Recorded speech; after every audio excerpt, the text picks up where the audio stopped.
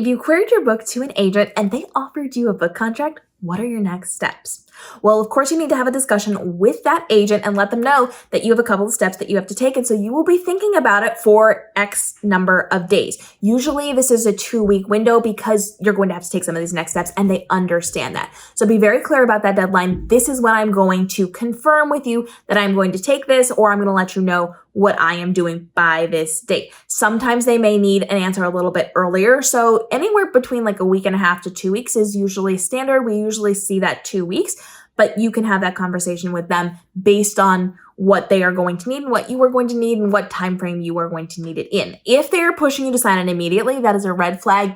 It's a high likelihood you need to get away very quickly. So ask the questions. And if they are pushing really hard, you need to really consider whether or not you're going to be taking that. But that is another video, and we've had a lot of those conversations here on the channel. So once they have made you that offer and you have scheduled when you're going to reply about it, now you need to go and talk to the other agents that you queried, because you should not just be querying one person at a time. These people take forever to get back to you. So if you're waiting 6 weeks, if you're waiting 6 months to hear back from an agent and you just do one at a time, it could take you years just to get through your list of agents that you're querying. So you should query a handful of agents at a time, the best ones. We've talked about it in other videos before, so we're not going to go deep on it here today. But you have a handful of other agents that you have reached out to.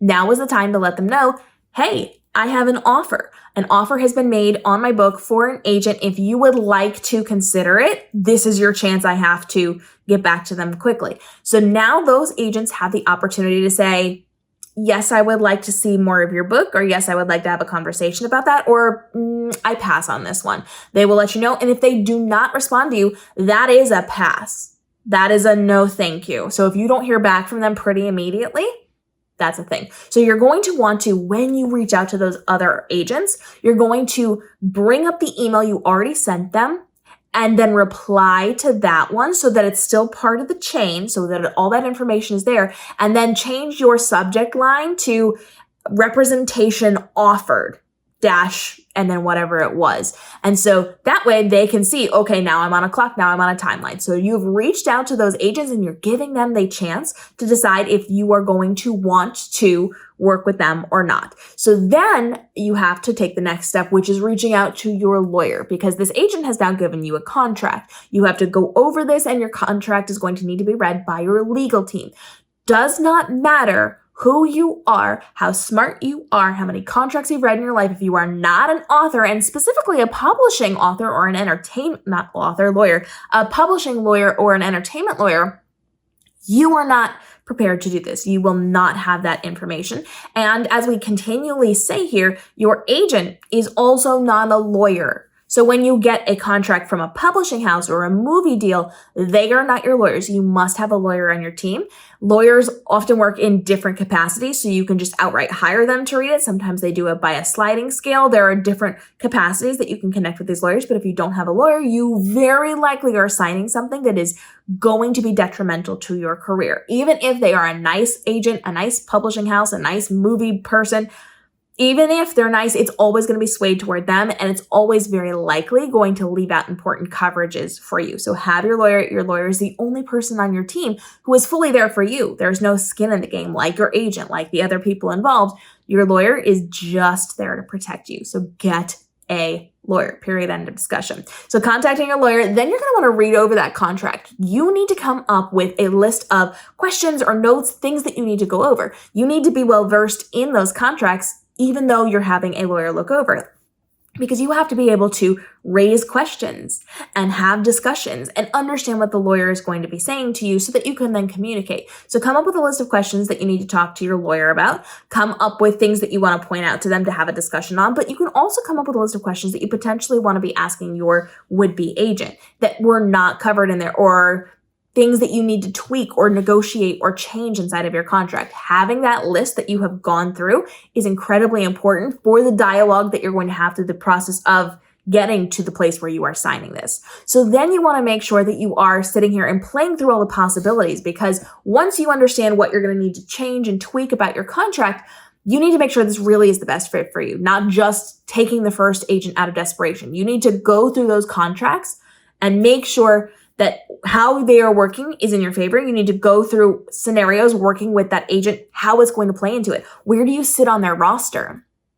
Are you going to be their top priority, or are you just somebody they're taking on because they think maybe they can make a few bucks off of you? You want to make sure you have somebody who is as passionate about your project as you can possibly get. They're not going to be as passionate as you, but they do want to make money from you, and you need to know where you fit. Who are they going to be taking this to? How are they going to be handling these conversations? If you're not mentally playing through these things and working it out, you can end up with a really bad situation.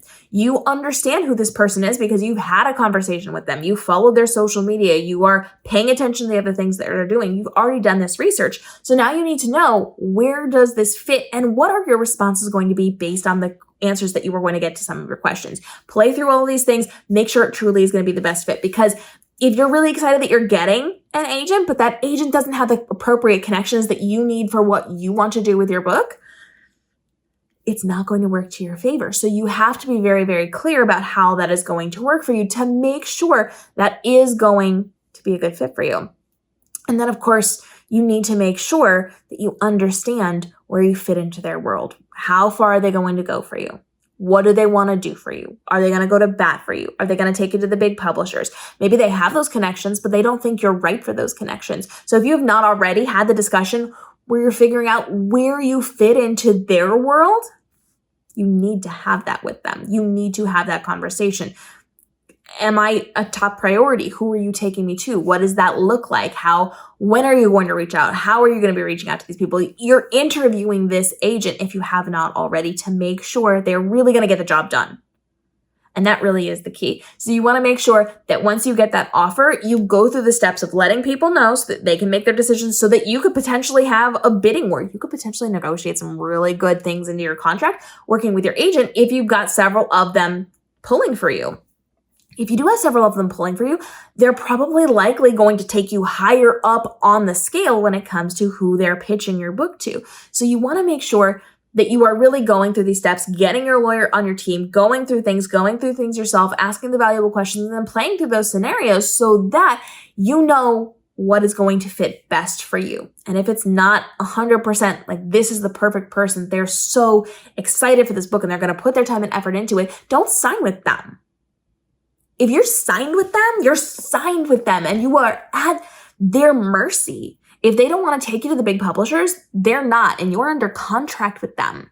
So unless you can get out of that contract and go find somebody else who's going to pull for you better, that it can change your career. It can make or break your career. So you do have to go through the process of making sure you're taking those good steps, those quality steps to getting things done to make sure that no matter what, your book is taken care of in the best way possible. There is nothing wrong with walking away from an agent, even if you don't have another one lined up. Because if you're protecting your manuscript, you will get the right connections at the right time to do the right things for your book. And if you do things out of desperation, oftentimes it leads to really bad situations. You've heard so many stories from me here on the channel where we talk about how publishers steal from their authors and do really bad things, and how we talk about agents not doing their job. So I've had so many guests on who say an agent took me on and then just never did the work, or they did a little bit of the work and then they got busy with other things, or there's so much. There's so much. So you have to prioritize yourself and put the safety and well-being of your manuscript first. And you sometimes have to walk away from the shiny thing to keep yourself safe. So please keep in mind that you might find the best person possible, or you might not, and you might have to make a different choice and wait just a little bit longer and keep doing the work. But doing the work and putting in that effort is going to change your career and make or break it. Drop your questions down below and follow along for daily videos helping you navigate the world of publishing, from your writing to your publishing to marketing, to make this your most successful author year ever with the least amount of stress and overwhelm and time commitment as you're creating your content.